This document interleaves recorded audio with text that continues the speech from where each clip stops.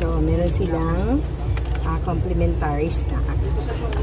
And then, Ano po? free Opo. na blanket. So, ito po yung yung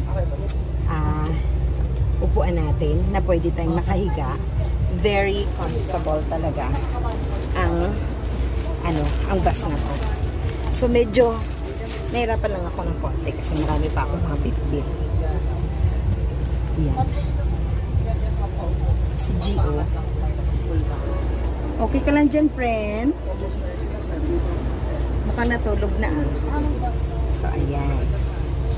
So, aalis siya ng 2:15. 4 hours daw ang travel neto. Ayan. So, mag-relax muna ako.